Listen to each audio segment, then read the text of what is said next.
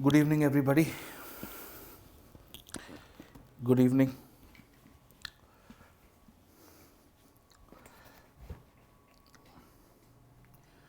We had covered sedition in our class day before. We are now going to continue with the rest of it, finish it up, and I think we should be able to finish Article 21 as well. So let's start. We're now going to talk about hate speech.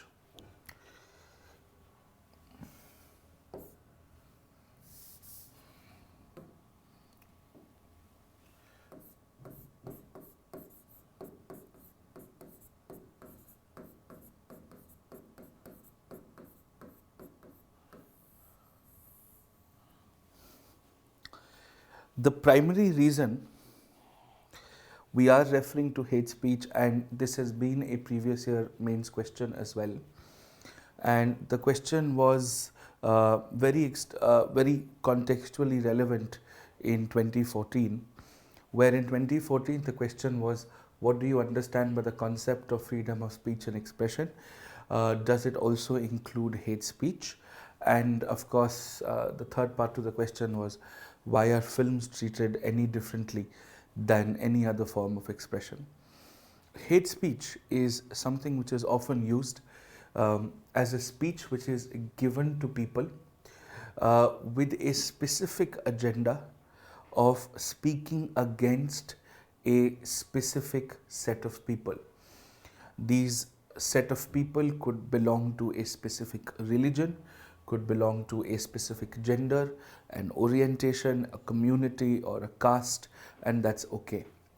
In the sense that there is the very specific nature of hate speech, and that's what is important, is the fact that the speech is delivered with the primary intention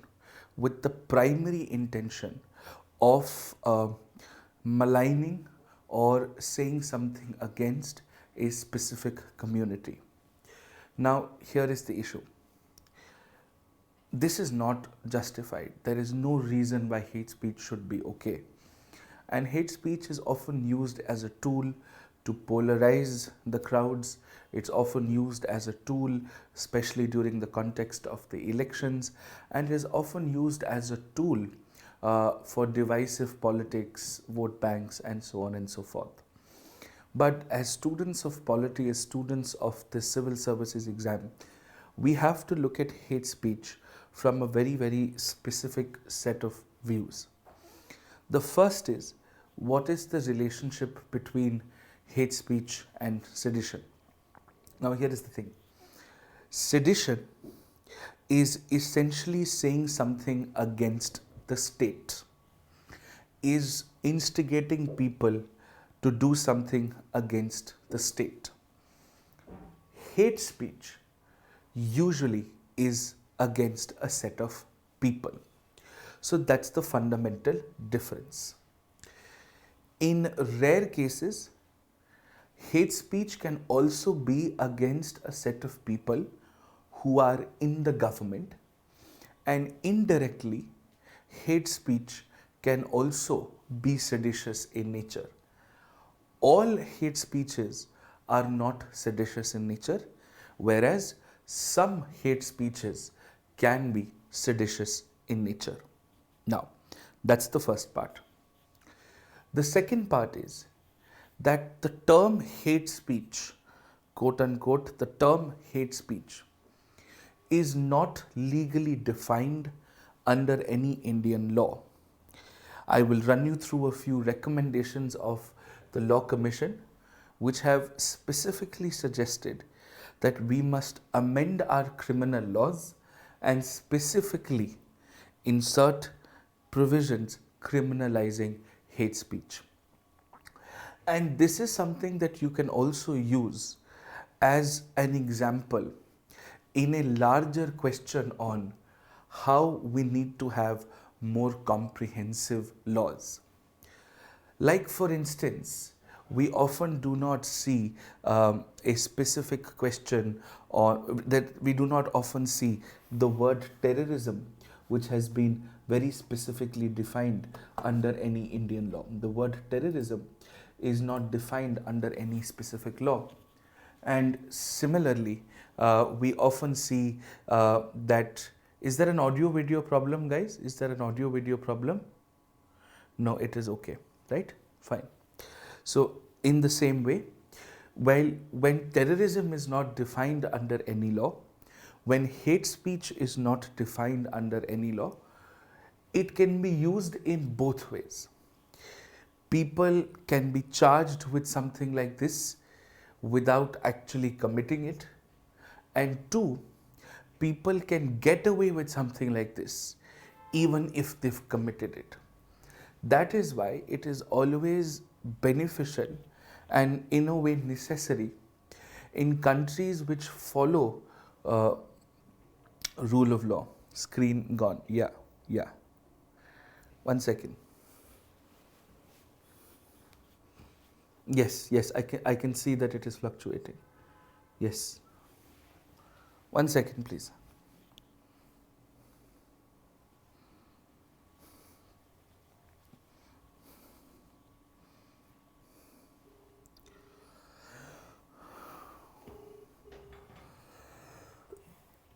भाई audio video का कोई sink problem है,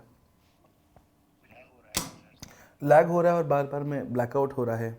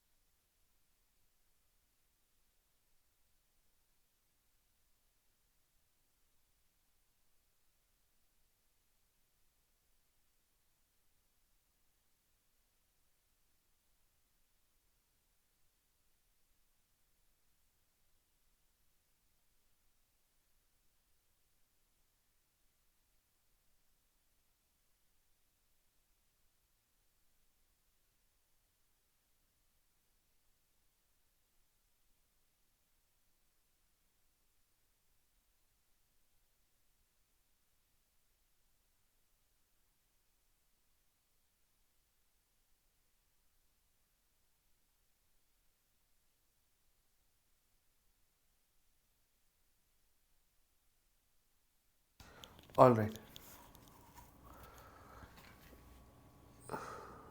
Okay.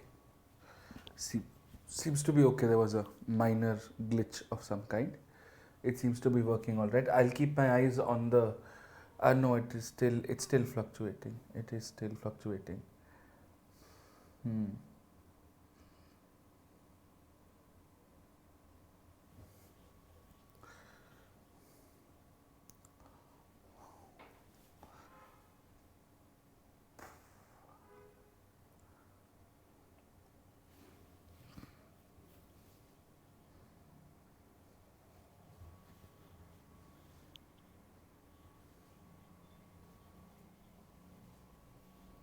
Hmm. There seems to be a black screen. Now it is okay. Now it is okay. Right. Okay. Good evening, everybody. Welcome back. So we'll start again with hate speech. We'll understand what this is, and then we'll continue with the rest of our discussions. Okay. So, as I was mentioning before, that a hate speech, what is the basic understanding of it? Hate speech basically means, it is fine now, yes. Hate speech basically means that it is nothing but a speech specifically against a specific section of society. Now, this section of society could also mean religion, it could also mean caste, it could also mean gender, right? How is this particularly different from sedition? Because as far as sedition is concerned, it is necessarily against the state, whereas hate speech sometimes may be against the state by instigating a certain section of people, or sometimes it may not be. So it is not necessarily the case that hate speech is seditious in nature.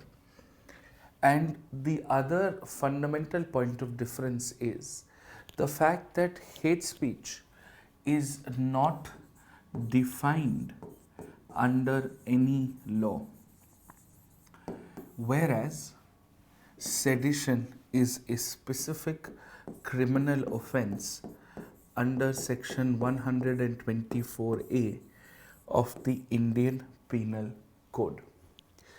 And this makes you also understand the problem with laws which are not comprehensive.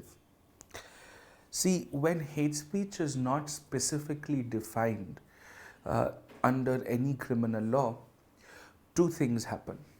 One, the people who are actually committing hate speech sometimes can get away with it, because if there is no law, it is the discretion of the state to apply whatever close related provisions that they can find.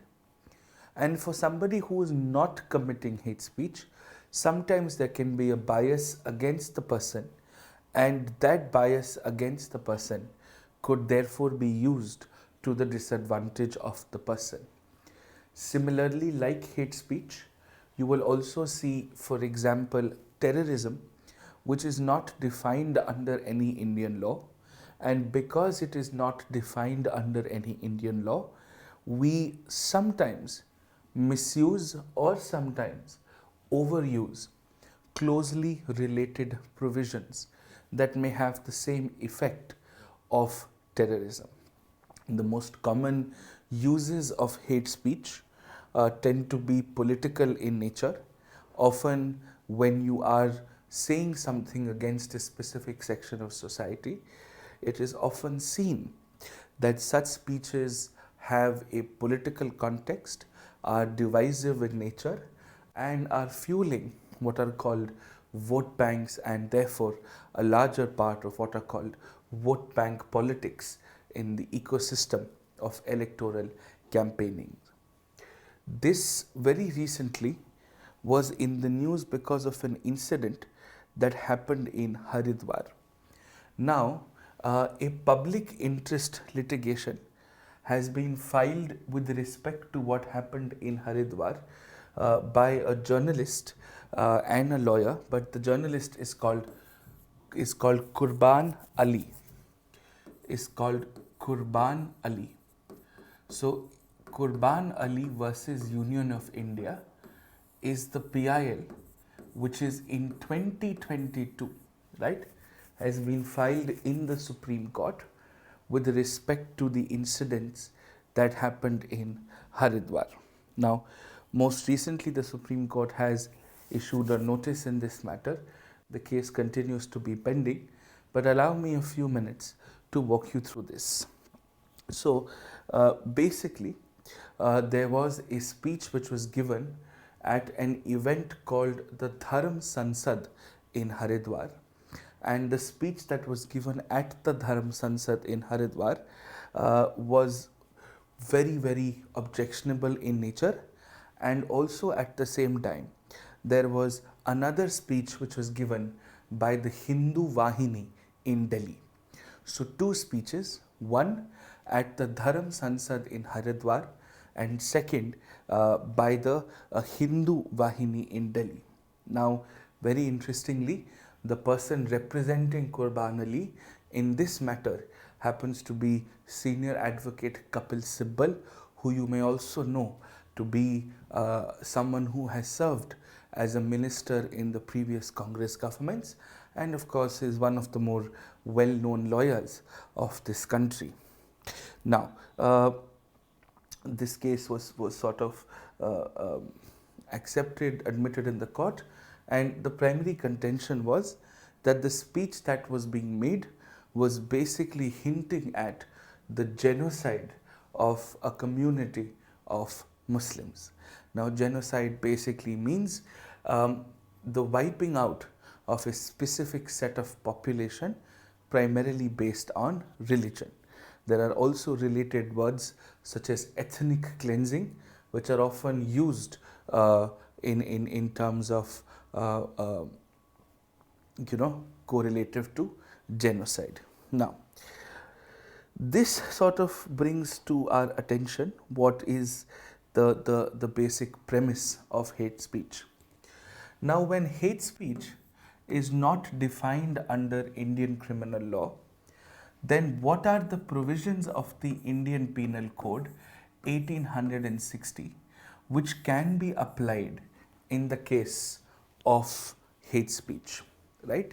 Now, there are several provisions. First, of course, criminal conspiracy, which is also an offense. You don't need to know the section numbers because that is too technical for you, and you will not be asked those in the exam at any given point of time. So, criminal conspiracy, that's number one. Two, as I said, sometimes hate speech can be seditious in nature. So, sedition related provisions 124A can also be applied to an incident of hate speech. Third, there is a specific criminal offense which says inciting enmity. Inciting enmity between classes of people. Inciting enmity between classes of people, right? So that's also something which can be applied in the instances of hate speech. And lastly, we also have a provision for blasphemy, okay? Saying anything which is outrageous or performing anything which is outrageous to social and other forms of morality. So these are usually the criminal provisions that get applied. And very interestingly, the Law Commission, in its report very recently, in the 267th report in 2017, the Law Commission, in its 2017 report, and the report was numbered as 267th. This is something you should know. The 267th Law Commission report, the 267th Law Commission report, this report very specifically suggested that specific offenses or specific crimes or hate speech per se must be criminalized with specificity.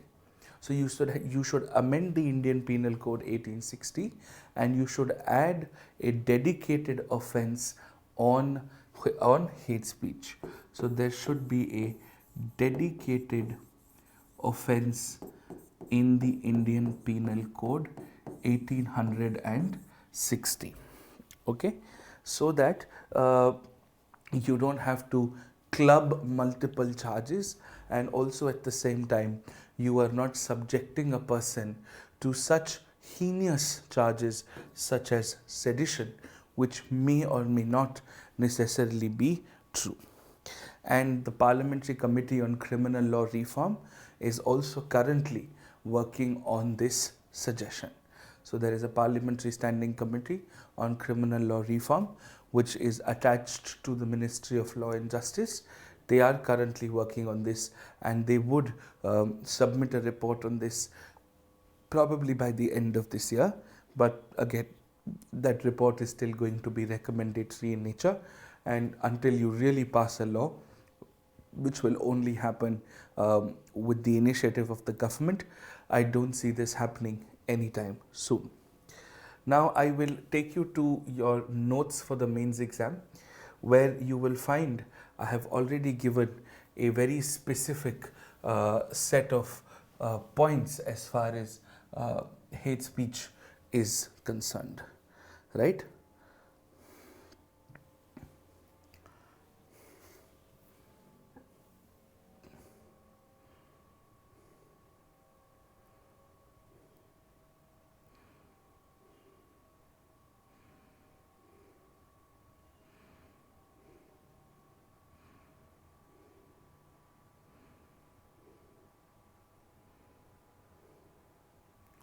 Yeah.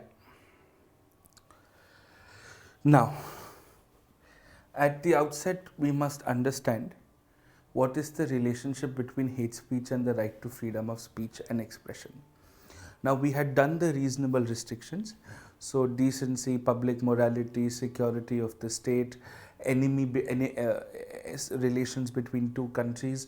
There are several reasonable restrictions that apply, and those are reasonable enough for you to think adversely and want to criminalize hate speech. All right. Now, let's get down to the detailed guidelines. Now, the Supreme Court, like it did for sedition, can give you guidelines for hate speech, but the difference is sedition already existed in criminal law. Supreme Court interpreted an existing legislation. With hate speech, the Supreme Court would be really pushing the boundaries of separation of powers, and it could really be the epitome of judicial adventurism, because you're not only interpreting a provision, you are interpreting a provision that does not exist in the first place. So that is the Supreme Court, and of course the morality of the Supreme Court. Now, let's understand the key points that we have been referring to. Now, as I was telling you, hate speech more often than not is often used as a tool to gain popularity. I'll give you an example here, right?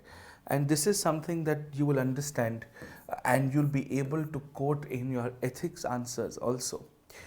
One of the subjects of your ethics paper is emotional intelligence, which is also a subject of psychology.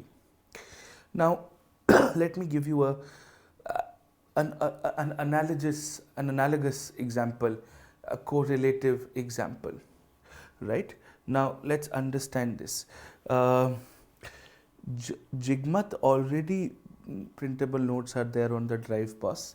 Don't interrupt me in the class, just have a look at the drive. Anyways, so all of us, a reasonable bunch of us, find a lot of the mainstream news channels particularly offensive. And the kind of things that are said during panel discussions on news channels, especially the really popular ones, such as the Republic TV or Z or any of those, they are indeed very, very objectionable. A lot of things are said about people of a country, a lot of things are said about people of a specific religion. And while you and I may cringe at what they say, and you and I would perhaps stop watching mainstream news. I don't remember the last time I switched on the TV and watched primetime news at 9 p.m. I think it's been years, ever since something like this happened. I'll share a personal anecdote with you. So back in the day, in the pre-COVID days, I used to often get invited as a panelist on a lot of these news channels for a lot of these debates. And I'm not going to name the channel, but I will tell you that the name of the channel is also why we celebrated yesterday as a national holiday. So I remember I'd gone to that channel for a news debate, and the editor of the channel told me that we have a clear political inclination. So you have to necessarily either support the political inclination or not. You can't have a middle ground. You can't you can't critically analyze. And I remember it's been that day, and I have never stepped foot in the studios of that channel. Of course, when other journalists and other news channels approach, I do often. I'm humbled enough to be invited. In fact, just this afternoon, I don't know if you've heard of a news channel called WION, WION.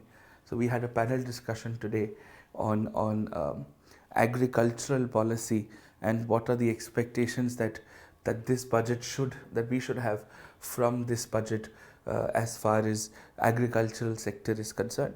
Was such a good debate. There were 3 people as panelists. There was somebody who owns a very good farming business in Tamil Nadu. There was the former finance secretary, and then of course, in a very limited capacity, for some reason they thought I was competent enough to comment on policy of the country. And it was such a good debate. It will, I think, air tomorrow at 7:30. I will let you guys know through the Telegram channel once I'm confirmed that this is the case. But that's not the point. The point here is, why does most of India still watch these mainstream news channels, right? Let's understand this. Why does most of India watch these channels? Because for some reason, this gets the most eyeballs. And there's a psychological connotation to this. There is a German word called Schadenfreude, right? There is a German word called Schadenfreude. Now, what does Schadenfreude mean? It means that it gives a human being a lot of pleasure to see another human being in pain. So, for example, when you see a rich guy driving a rich car and running over somebody on the road, you don't know the facts of the case. You don't know whether it was the rich guy's fault or not. But somewhere deep down under, all of us want that rich guy to go to jail. We want that rich guy to be hanged unto death. And the reason behind this is because there is an aspirational deficit, and it gives us a lot of happiness, right? It gives us a lot of happiness to see something like this in the larger ecosystem, and that's something we must understand. Similarly, the fastest way to gain popularity is to speak ill of somebody else. the fastest way to, to have the masses listen to you is to speak as badly as you can of somebody else. Now, it's good or bad is debatable, because that's a route to popularity. But the point is, hate speech emanates from a basic psychological condition that all of us as a human race understand and are probably infested by. Now, what it basically does is it creates sort of divisions within society. And I gave you some of the grounds. There could be religion, ethnicity, culture, race, gender, orientation, disability, language, occupation, ideology, appearances, etc. Now, it is the very opposite, it is the very antithesis of the fundamental right to freedom of speech and expression, and that is largely because what you're trying to do here is, by being able to speak and express yourself in the way that you want to, you actually want to liberate society. What you're doing with hate speech is the very opposite of liberation. You are further creating divisions, suppressions, and dominations. And that's where the problem lies. And mostly, if you see, hate speech often relies on what are stereotypes. Now, sometimes stereotypes may or may not be true, and I'm not getting into the discussions on stereotypes. But all that I'm saying here is that when somebody is saying something which can be construed as hate speech, unfortunately, one of the reasons why it gets so much attention, why it goes quote unquote viral on several media platforms, is because you're saying something which people may be thinking of internally. You are saying something which people have already thought of internally. And when you get mass acceptance of your thoughts by somebody saying what you are saying so publicly, it immediately resonates. Now, at no point of time am I justifying hate speech. I'm telling you what most hate speeches contain. They contain nothing but reflections of social morality. It's also very similar to the debate that we have. Is cinema a reflection of society, or is society a reflection of cinema? And both of these are often correlative in nature. And that is why it has often been used in and around elections to create divisive vote banks. They're often anti-minority in nature, and of course, so on and so forth, right? So, this is what is called hate speech. Now let's understand this. When we look at hate speech and we want to understand, how does the Constitution deal with it?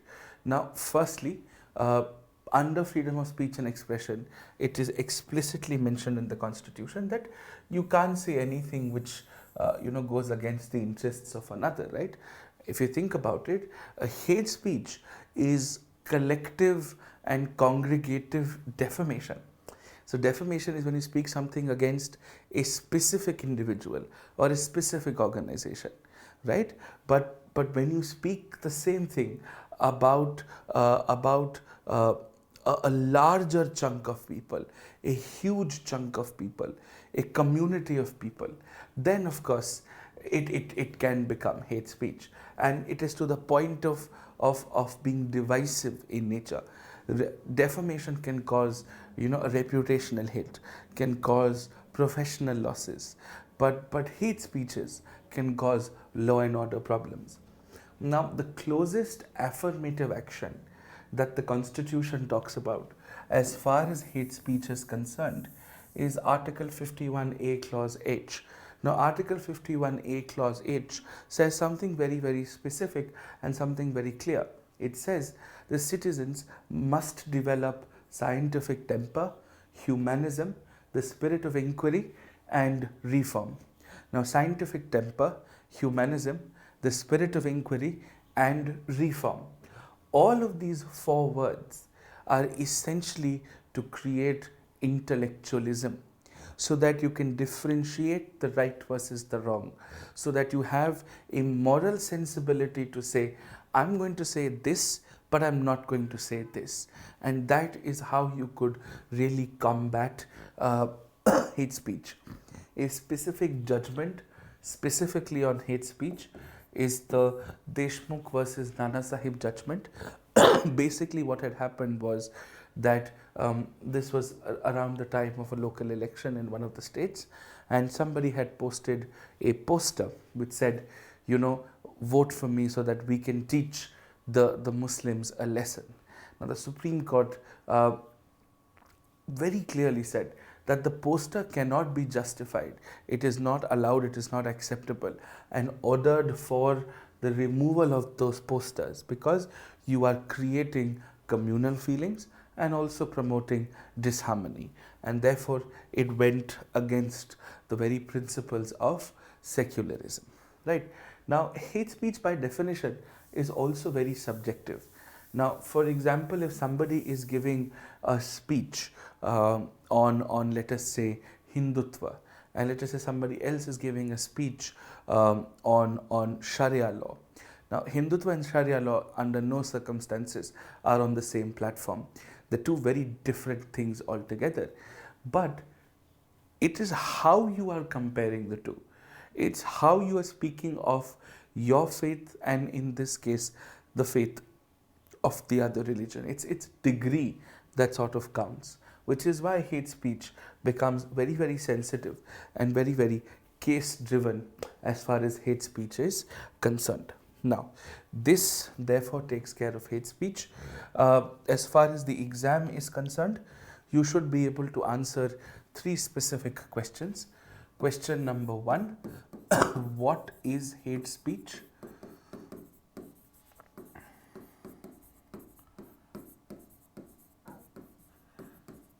Question 2, what is the legal status of hate speech?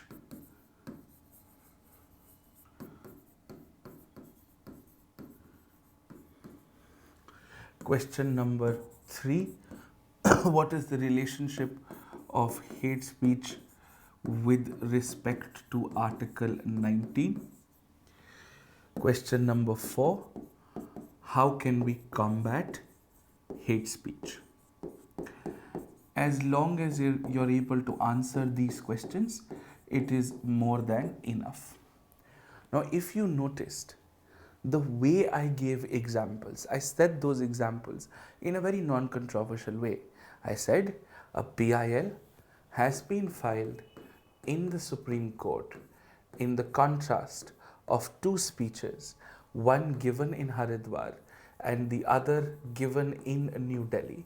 At Haridwar, it was at the Dharam Sansad, and in New Delhi, it was by the Hindu Vahini. And that is it. And it has been argued that these speeches were referring to genocide of the Muslims, right? These speeches were referring to genocides of the Muslims. Do we understand this? Is this okay? Is this clear?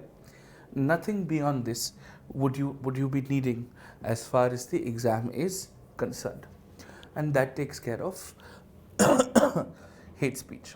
Now, let's come to protest. This, of course, has been a matter of grave concern, has been a matter of grave debate, especially because of a few incidents that have happened in India. We're going to first talk about the right to protest, and then we'll understand the difference between protest and strike, and then, of course, what is oftenly called as bandh. Now, first things first, protest simply means a reasonable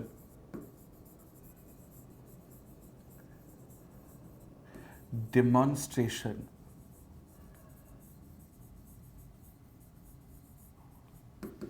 of dissent. A reasonable demonstration of dissent. That's the simplest explanation. Now, this demonstration can take multiple forms, and how reasonable are those forms are, of course, a matter of understanding.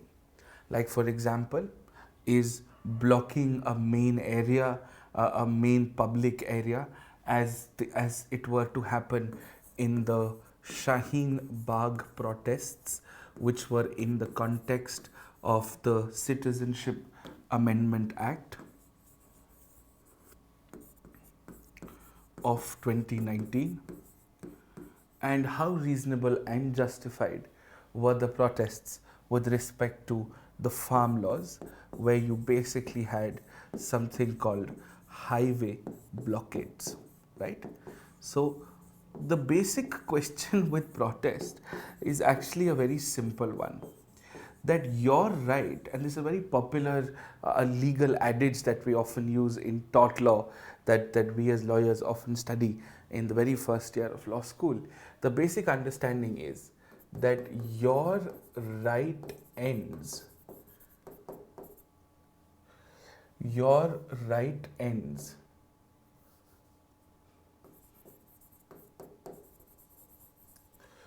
where my nose begins. Your right ends where my nose begins. You have the right to do whatever you want to, just don't infringe on my right. And that's the basic principle that we want to understand as far as the right to protest is concerned, which is exactly what happened with the Shaheen Bagh and more recently the farm law protests. Now let's understand this. I'll run you through some histories of both the things. So when you block an extremely busy junction in a city, you are affecting the fundamental rights of a lot of other people. When you are blocking entry points to the very capital of India, you are affecting negatively the fundamental rights of a lot of other fellow citizens. So how reasonable is your demonstration is in fact a matter of debate. But do you have an implied right to protest? Yes, you do. You have the right to protest under Article 19 as a combination of three rights. 19(1)(a), freedom of speech and expression, 19(1)(b), which talks about peaceful assembly without arms, and 19(1)(c), to form associations, unions, or cooperative societies. So a collective of these three rights, 19(1)(a), 19(1)(b), and 19(1)(c), collectively are able to give you what is called the right to protest. Okay. Now, when we look at the right to strike, when we look at the right to strike, and this is where things become slightly more complex. The primary difference between a protest and a strike is the fact that while protest is a reasonable demonstration of dissent, the right to strike, however, is discontinuation of services until resolution or certainty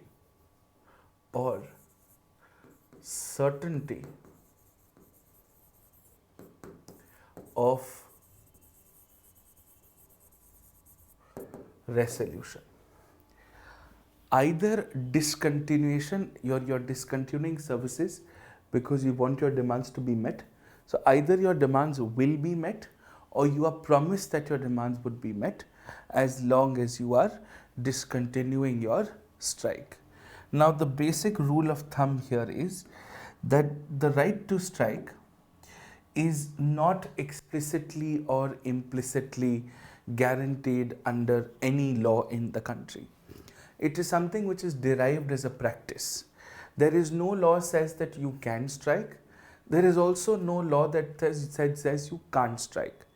But there are specific laws which do not allow specific occupations to strike. You must understand this. There is no law that says you can strike. There is no law that says you can't strike. But there is certainly some laws which say that some people in the country doing some kinds of jobs can't strike. These are people that we are referring to as essential services. Essential services. Now, the first question that you would have with respect to essential services is with doctors, because there is nothing more essential than life, right? Now, even when the doctors go on strike, let us say there have been several instances, and I am ashamed of my country for whatever reasons. I mean, whatever reasons there might be. We as a country have no idea what the medical professionals of our country, the paramedical professionals of our country have been going through these past 2 years.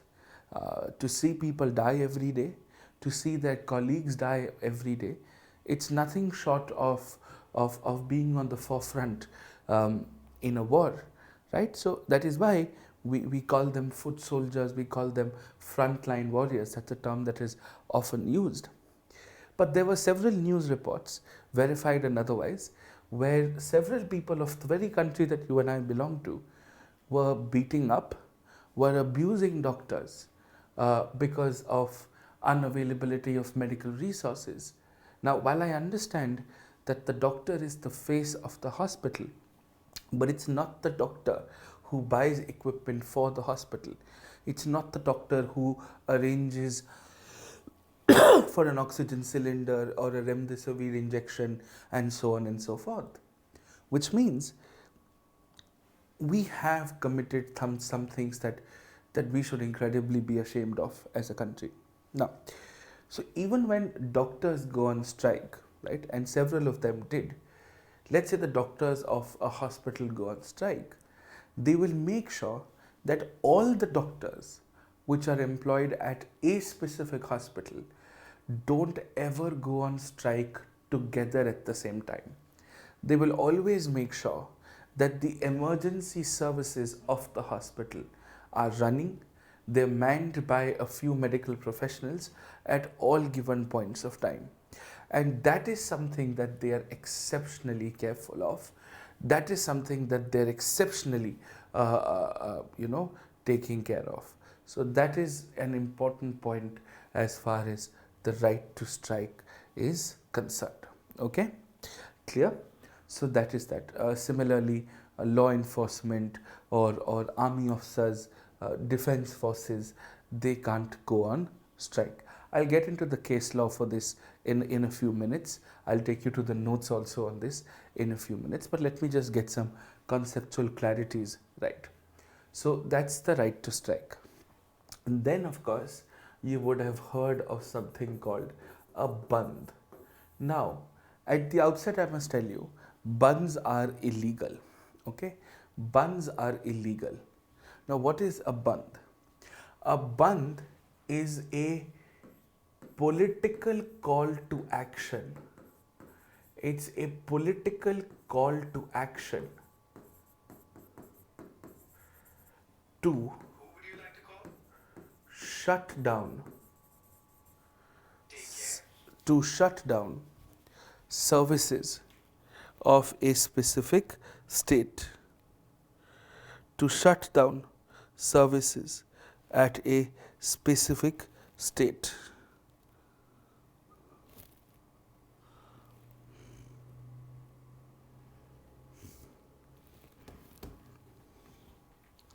To shut down services in a specific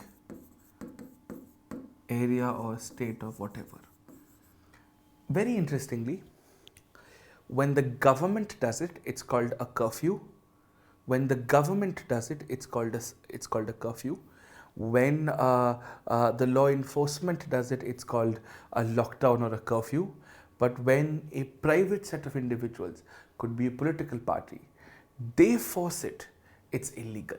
Okay, so a band in very simple terms is a private enforced curfew. It's a private enforced curfew. Okay, so that is what is called a band. A band is as illegal as it's as illegal can be. Okay, clear?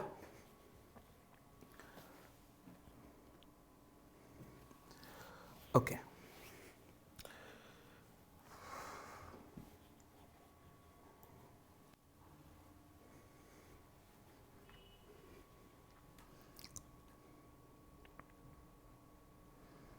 Now, okay, good.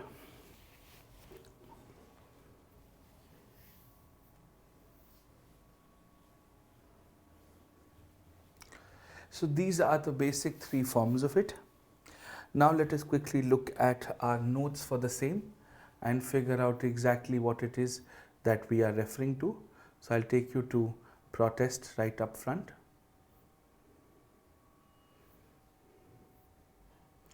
Right. The right to protest.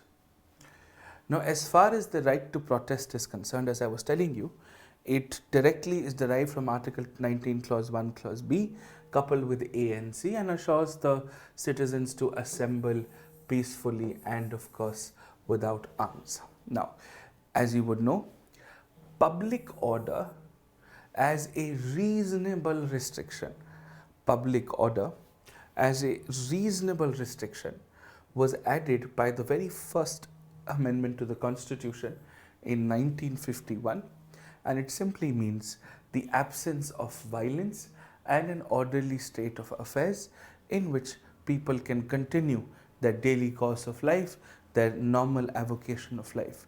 It also includes public safety. However, the criticism of the government does not necessarily resort or disturb public order. We've had correlative judgments with respect to sedition also saying the same thing. Now, a broader, a more liberal interpretation of Article 19 also means that you have the right to freely express opinion on the conduct of the government, and it also means that if you have the right for association, you also have the right for association for political purposes. There's nothing that can stop you from making a political party, and that is exactly why you cannot at all given points of time stop people from political congregations. So the Kisan Mahapanchayat may have political aspirations, but it is a perfectly legitimate organization to begin with, and therefore the right to peaceful assembly also allows political parties and citizenship bodies such as student groups, university groups, all of these to come together through demonstrations, agitations, public meetings, and to launch sustained protest movements. Now, some of you may remember the India Against Corruption movement. It is at that context that there was Supreme Court judgment, the Ram Leela Maidan incident versus Home Secretary Union of India, because it was a law and order issue, where the protesters, as a part of the Anna Hazare movement, were sitting there in and around Jantar Mantar, and it was a sight to behold, if not anything else.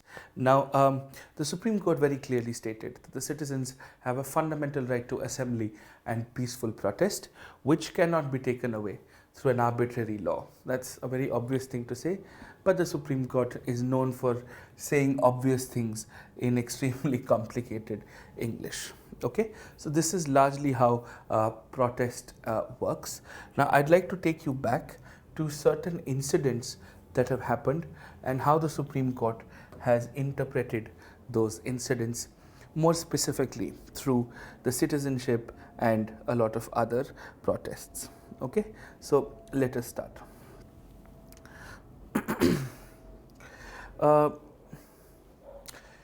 Now that, of course, the farm laws are repealed, I understand that, but there was a lot that has happened. The farm laws and the issues around farm laws have also sparked an interest in the limitations to the right to protest and how much is the right to protest truly justified. Okay, so what basically had happened was there were a bunch of ordinances which were then converted into law. So in September 2020, the farm laws as we would know them were passed. Okay, in September 2020, the farm laws were passed. These were obviously heavily contested by the farming community, more specifically the farming community from the states, from the northern states, with specific emphasis on Punjab. So by farmers, by farming organizations, by opposition parties, this was of course one of the most hotly debated laws, at least in the last decade or so. Now, what had happened was all of these laws were actually challenged in the Supreme Court. All of these laws were challenged in the Supreme Court. Several petitions were filed. The Supreme Court clubbed all the petitions and decided to hear the petitions together. Okay. Now, what basically had happened was that as a result of this, the Supreme Court said, until we decide on the outcome of the protest, the Supreme Court actually stayed the implementation, which means said that until we've decided this, the government will not implement these farm laws. Stayed the implementation of farm laws. Okay, stayed the implementation of farm laws. Right? This is fine.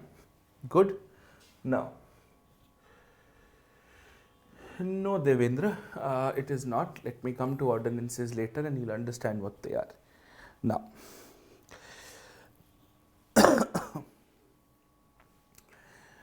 after the Supreme Court stayed the implementation of it, the Supreme Court also formulated a committee wherein the government and the representatives of the protests would sit together, iron out their differences and try to come to a solution. How the Supreme Court recently has appointed a committee to look into the whole Pegasus issue.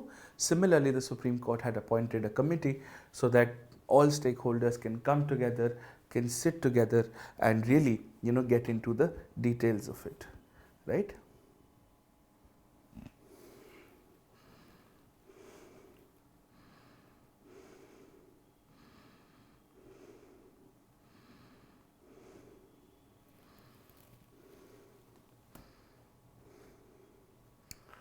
All right.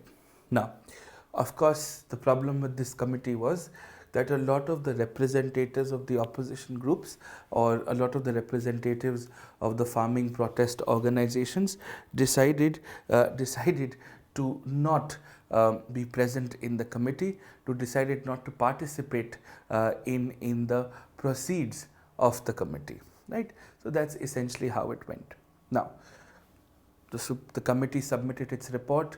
The Supreme Court did not take any action on this report. The report was pending. The case was pending for quite some time. Now, in July 2021, right? In July 2021, an organization called the Kisan Mahapanchayat, right, filed a petition to the Supreme Court seeking permission from the Supreme Court that we want to protest at Jantar Mantar. So the Kisan Mahapanchayat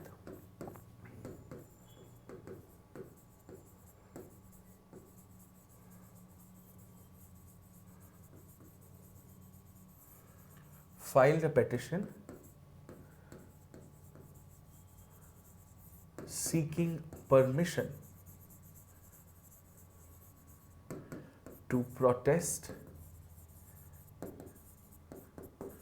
at Jantar Mantar. Now, the Supreme Court was visibly annoyed with this petition. The Supreme Court said, hold on. You want to protest because you don't want the law to come into force. That's exactly what we've done already. Your protest is not going to change the outcome of our case. So, what is the basic reason behind this, right? And of course, the Supreme Court said when we are already looking into the matter, you protesting it is not going to make any difference. The government, anyways, cannot implement this. The government, anyways, cannot put this into practice because we've put a full stop, we've put a comma to this, if not a full stop. So hold your horses. Supreme Court then pondered, said, do you have an absolute right to protest? You don't have an absolute right to protest. No right or no fundamental right can ever be absolute in nature, right? So this is, of course, the case. Now, similarly, in 2020, this is in the extension of the CAA protests, right, which of course blocked Shaheen Bagh. Several residents of Delhi had filed a petition because travel was a problem, movement was a problem, safety seemed to be an issue. So the Supreme Court in this case, the judgment was called Amit Sahni versus Commissioner of Police. Amit Sahni versus Commissioner of Police. This is of course Delhi. So Amit Sahni versus the Delhi Commissioner of Police said that, boss, you have the right to protest, but you don't have the right to indefinitely occupy a public place. You don't have the right to indefinitely occupy a public place. This was a very important judgment which sort of put the record straight as far as the right to protest was concerned, right? This is more than enough. Anything beyond this will not be needed in the exam. You have some contemporary context, you have a brand new piping hot judgment, you have the law on protest, its relationship with Article 21, and you're done. So the same questions that apply here, you just have to change the word hate speech with protest. What is hate speech? What is protest? What is the legal status of it? What is its reference to Article 19? And how do we, instead of the word combat, regulate protest? That's it. And I've given you the answers to all of the 4 questions. Okay? Right? Yes. Most things are illegal. People do it because there is a lack of enforcement of the law. The law and the enforcement of the law are 2 very different things, right? No, farm laws are not relevant at all for 2022. Now they've been repealed, so it doesn't really matter anymore. Okay?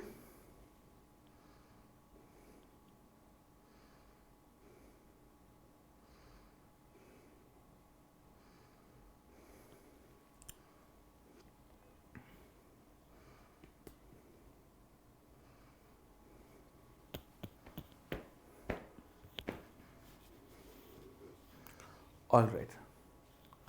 Okay. Good. Now, I think all points as far as dissent is concerned are covered. We'll now spend some time on censorship, and then, of course, we'll roll over to media.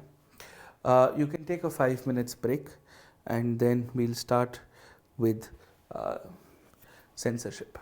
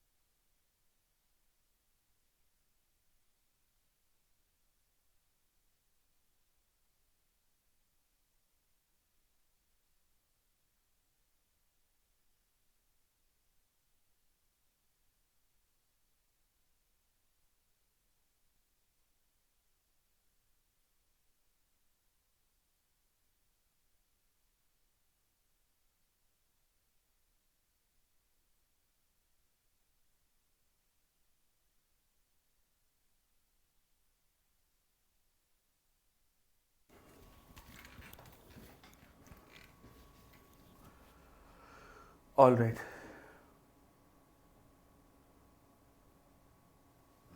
I'm going to come to that later, Mohit. Just hold on. Okay.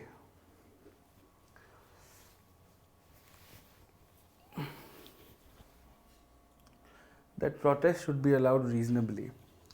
So we've covered sedition, we've covered hate speech, and we've covered protest. We are now going to be looking into censorship. I love how politically surcharged the student community gets with respect to protest and hate speech, as if you guys are the ones going and protesting. Parlo be. Chalo. Now let us start. Now let's look at censorship and of course understand it from a larger context. All right. Okay. Now we are going to be looking at censorship. And when we look at censorship, we've got to look at censorship from two specific perspectives. One, of course, is with respect to films or cinema, as the people with fancy education like to call it. And second is OTT platforms, the ones that have really become extremely popular in India. Now, the first discussion that we must have is what is so special about films. Now, you must understand a lot of this is in context to the pre-pandemic, right? But a lot of it still holds true. This is also an ethical issue as much as this is a legal issue. And if I ask you a question, which is cinema a reflection of society, or is society a reflection of cinema? There are substantial arguments that can be made on both sides. Now, for example, when we say that, the primary problem with our movies is that it shows violence and it shows vulgarity and it objectifies women. Now, under no circumstances is that justified, but it is also a reflection of our society. Our society does objectify women. Our society does breed on violence. Our society does have an affinity for vulgarity. So there is a correlation between the two, and of course there are arguments to be made. Now, is it the responsibility of the filmmakers to take a moral stand and to say that we are not going to show this reflection of the people to the people? Or is it for the people to say that we're not going to watch things like these? It's because they will perpetuate or accentuate the belief systems that sort of exist in the society that we're talking about, right? Now, with respect to this, let's understand the difference. Pre and post pandemic, while I understand OTT platforms have indeed become, a craze and have become a rage, so to speak. But you must still understand that if you're somebody who has a Twitter account and if you're somebody who can afford Netflix, you're in the 2% of the country's population. 98% of the country doesn't have a Netflix account. They don't do what is in your generation commonly called as Netflix and chill, right? Now, these are things that don't happen to 98% of the population that we are referring to. And for that population, entertainment is something which is a recurring but an individualistic endeavor. You save up some disposable cash, you go and watch a movie. And that is why movies have an impeccable impact on society. They've had the impact for years and years and centuries to come. While OTT platforms, on the other hand, are anytime, anywhere kind of concepts. You can watch anything at any given point of time as long as you have a mobile device which is connected to the internet, right? So there are two basic differences. So, films have a more permanent, a more long-lasting, and are individualistic acceptances of entertainment. They are also something which have a distribution channel. There's a lot of physical infrastructure involved, whereas OTT platforms are essentially a consumption anytime, anywhere kind of a thing.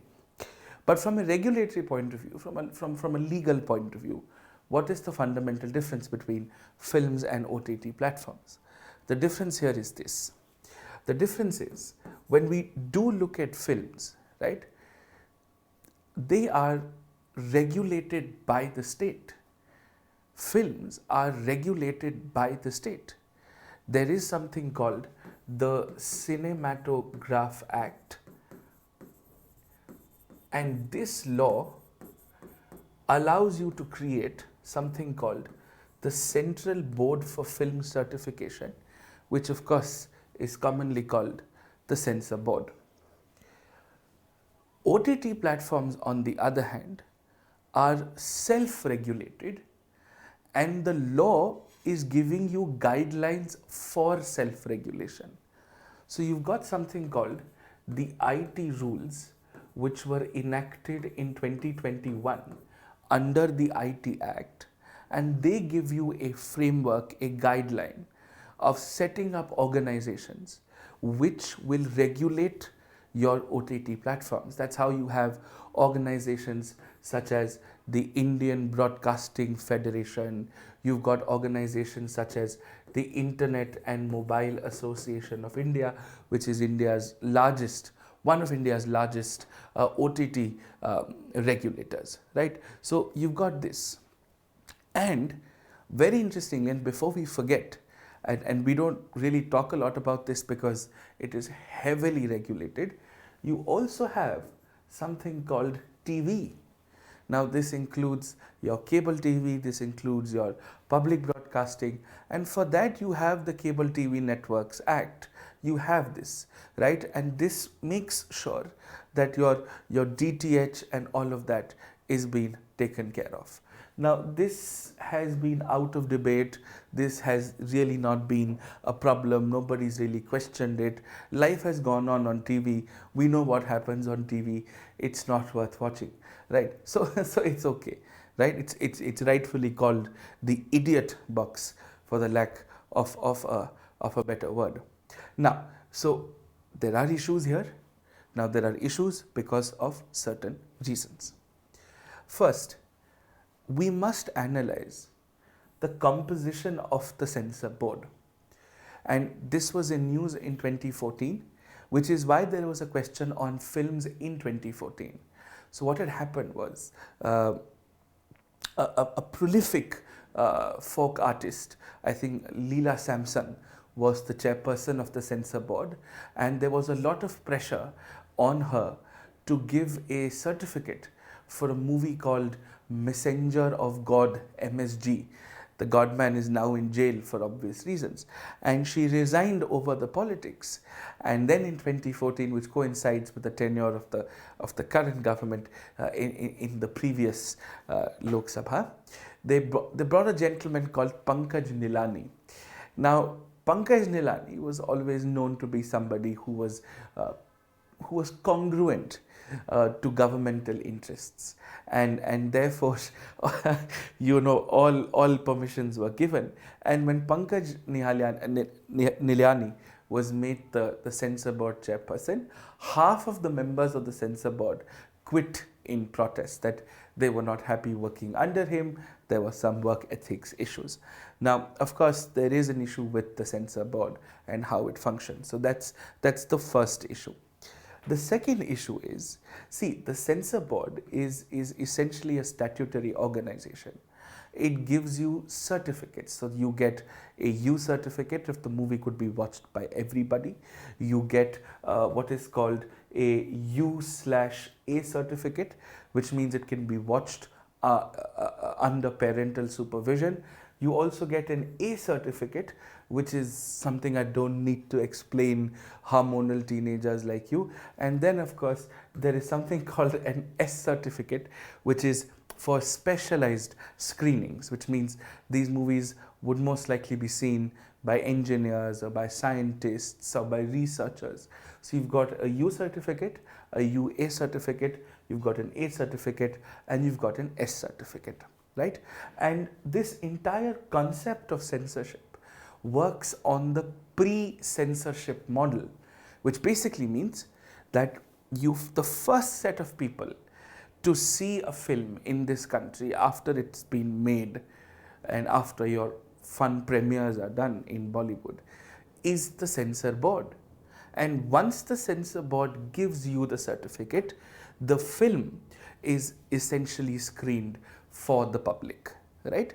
Once the censor board gives you the certificate, it is screened for the public. So you have something called the pre-censorship model as far as India is concerned. Now, of course, the decision on whether a film should be allowed to be released or not, which means they can also decide to not give you a certificate at all, right? Now, the decision on whether the film should be allowed to release or not is in fact a judicial decision. It's a quasi-judicial decision. You're questioning the law, you're questioning the fact, and you're coming to a conclusion. Now, and at the end of the day, this is a body of people completely comprised of government appointments. So, of course, by the very constitution of the censor board, there will always be an affinity to the government in power.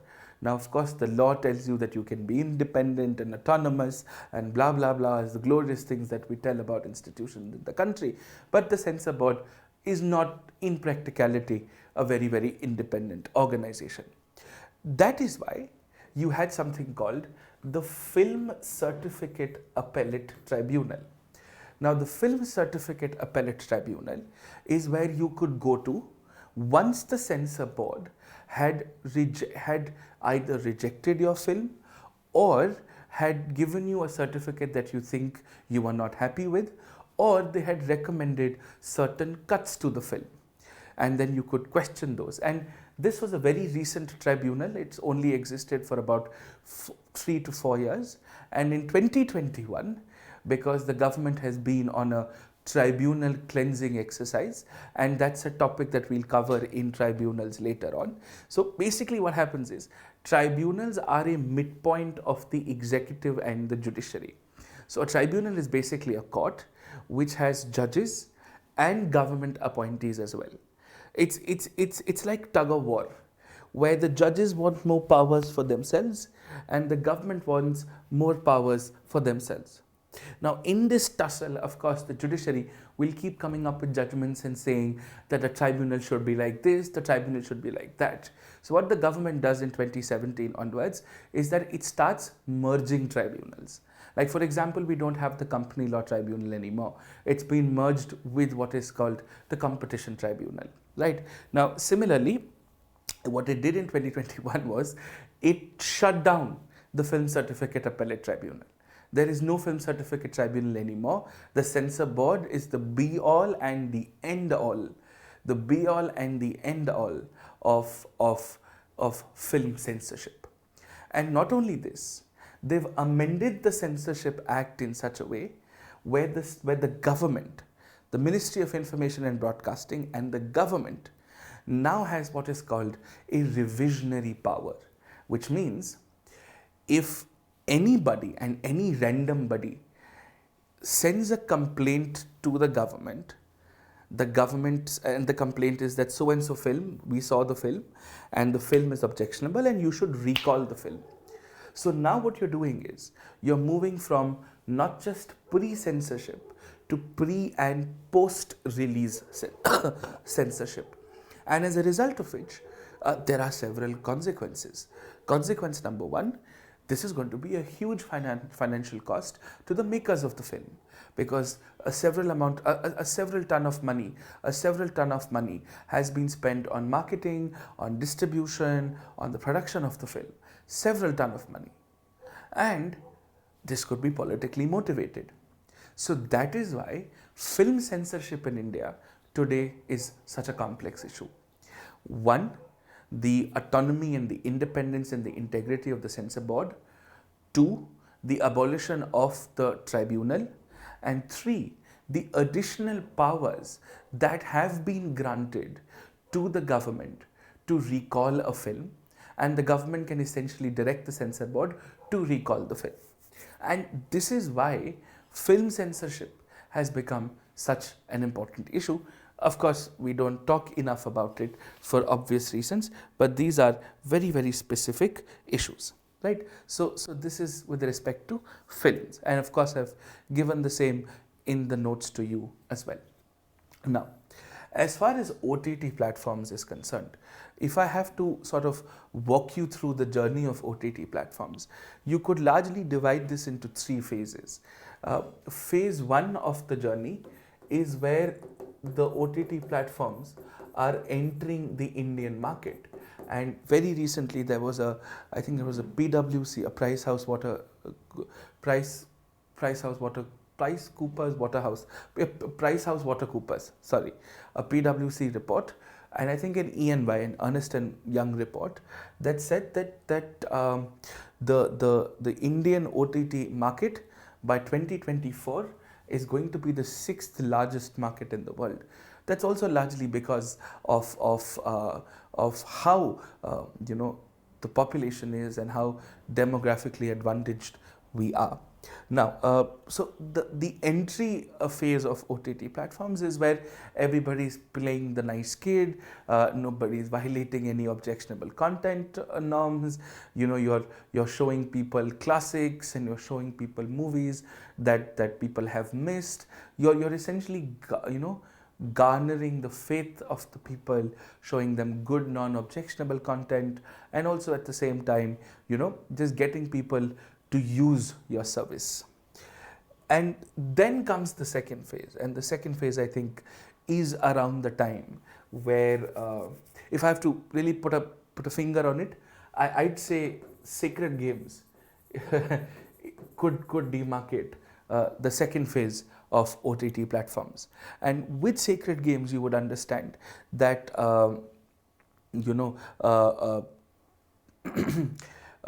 that's where violence and vulgarity and all of those things were so eminently shown in this series. And that's when the government started saying, why don't you guys regulate yourself? And then the third phase is this phase where the government has given you guidelines on how to self-regulate. You don't have a censor board for OTT platforms. What you have are boards that you have been asked to create with a specific set of guidelines. That there has to be a compliance officer, there's going to be a redressal officer, you're going to give certain amount of certificates, all OTT platforms should have parental controls, the shows should very clearly say for what set of audience is it for. You're going to have multiple sets of certificates, a U certificate, an A certificate, 7, 13, 16, several age layers of certificates, and so on and so forth. The technical details are in the notes and you can go through them, but that's largely what the OTT development is. Now, when you look and compare it to films, when you try and understand how films are functioning, how films are sort of developing in India as we speak, what do we understand? We understand that films in India, if we go back to the days of the censor board, and if that's okay with you, I'd like to walk you through a little bit of a history of films in the country so that you understand what is it that we are largely referring to. Okay, so what a lot of people don't know is that censorship or the idea of censorship is not a post-independent phenomena. In fact, censor boards have existed in the pre-independent era as well, because you've had films in the pre-independent era.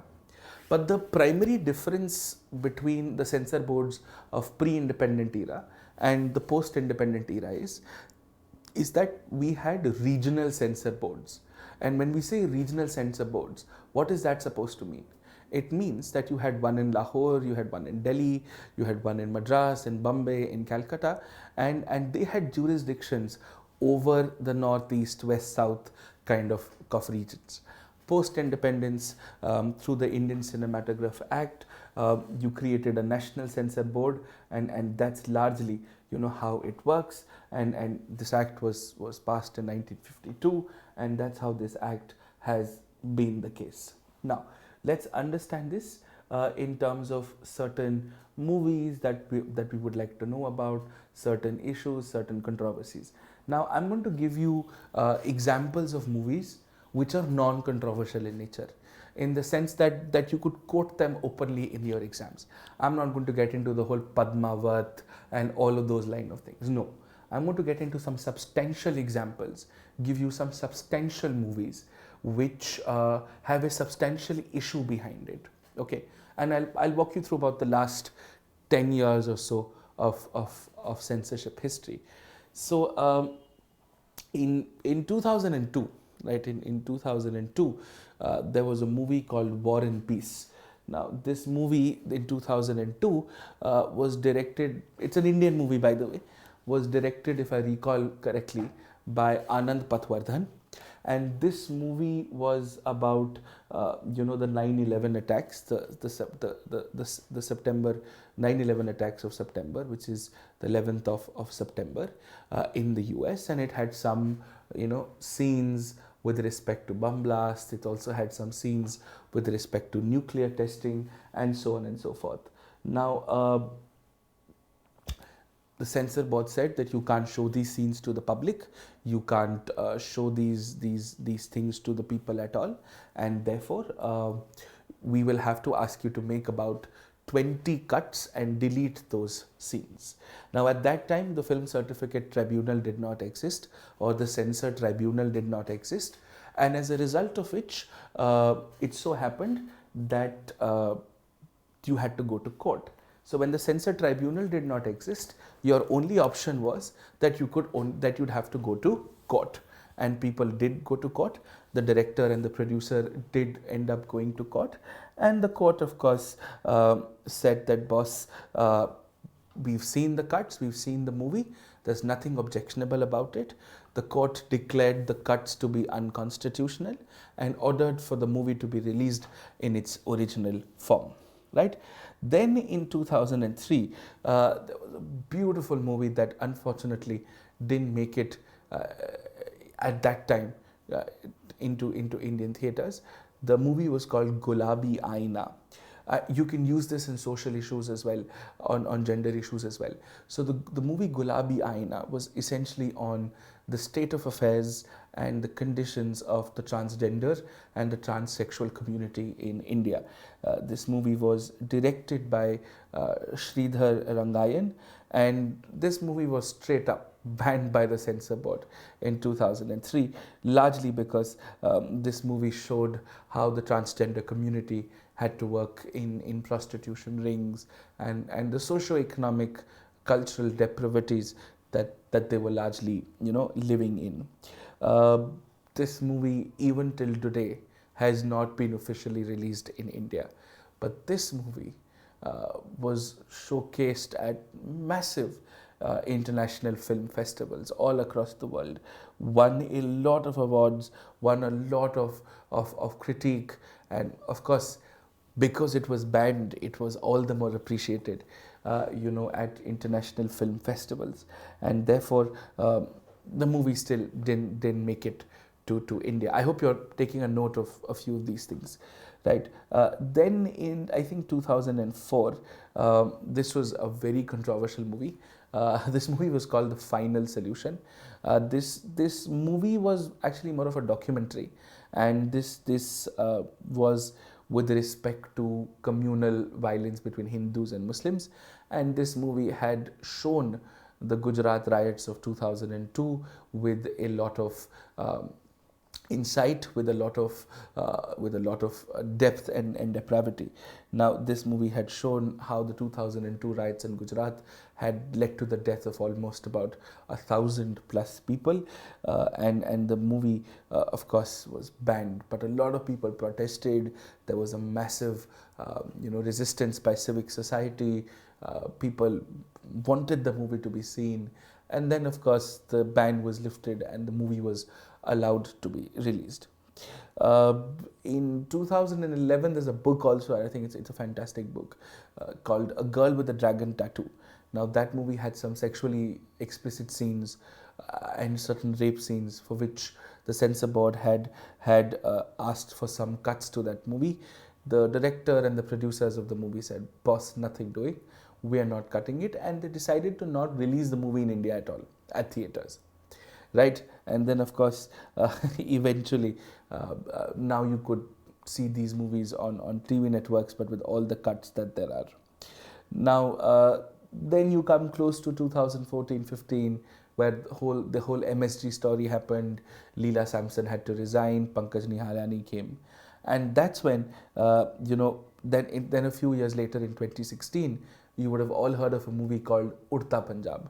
Now, Udta Punjab has a fascinating story with respect to censorship, because firstly, Udta Punjab was, I think, produced by Anurag Kashyap and Ekta Kapoor, and this movie, for those of you who have seen the movie, portrays drugs in Punjab. Now, the censor board directed that, "Boss, this movie has a lot of swear words, has a lot of objectionable scenes, and also names places in Punjab which are infamous for drug consumption and the cartelization of drugs and the whole soft route of drugs from Afghanistan, into Pakistan and so on and so forth." Now, with respect to that, though the censor board said that you'll have to change the names of the places, you'll have to make all the cuts that need to be cut. Now, the filmmakers appealed against this at the Bombay High Court.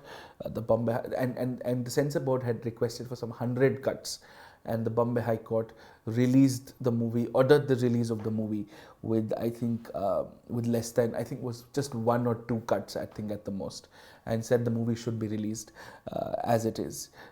In 2017, there was a movie on female sexual liberty called Lipstick Under My Burqa. This movie was banned by the censor board, said that, "Boss, this movie showcases the fantasy of women," which I think is as objectionable as it could get. If men have fantasies, so can women. And even if men don't have fantasies, women still have all the right to have all the fantasies that they want to. Now, of course, this movie was banned. This movie was not allowed to release, but this movie was released internationally, won several awards, and eventually became eligible for entry to the Emmy Awards, so to the Golden Globe Awards, and then the censor board released the movie with, of course, a certain number of cuts. With respect to the Delhi gang rape, there was a BBC documentary which had interviewed the lawyers and the very people who had convicted the gang rape, and it was a very disturbing documentary, but it was a very good documentary, because when somebody tells you why they did something like that, and when a lawyer tells you why it is okay to defend somebody who did something like that, I think it's a very brave move to make. And this is largely the context of censorship. So this is it. I don't think you need anything else. I will quickly show you the notes as far as censorship is concerned, so that you're able to understand what it is that we are referring to. I've already covered most of these discussions, but just in case, I will still show you censorship. Yeah, so I've given you some pointers. You can go through them. They're essentially the same thing, and go through it, and these points are self-explanatory. I've explained them in detail in the class itself. This is just for you to memorize it. In the mains, they might ask you, do the recent amendments to the Cinematographer Act affect the freedom of speech and expression? This is the only extent to which they can ask you. You will not get a dedicated question on censorship. You may get an essay on censorship, right? So this is that. And then, of course, the IT rules. And within IT rules, there are 2 things. One of them, of course, is I'm going to cover the privacy and IT rules part in Article 21. IT rules affect 2 things. One, of course, is 2019, and of course is 21. So 19 is with respect to OTT platforms. 21 is with respect to privacy. So we're going to come to that later. So with respect to IT rules, this is your instructions, there are going to be grievance redressal officers, there are going to be curated content, they have to report their mechanisms. All of those things are here, and I've sort of covered this in the larger context. Okay, so this is more than enough. This takes care of most of your discussions on censorship. I don't think you need anything else. I will cover journalism and derivatives, and then of course look at certain closing remarks on Article 19, and then move to 21 tomorrow. Hopefully finish 21, and then of course we'll spend some time. It's going to take us, I think we should be done with theme 3 by the end of the week, and then next week we could start with theme 4, and we'll take about, I think, 12 more classes, and I think before your lockdown opens, I think we'll be able to finish with polity entirely, because it's going well, it's going in a flow. I want it to be done as soon as possible, for multiple reasons, right? Yes, you can, you absolutely can. There's no problem at all, right? Okay, thank you.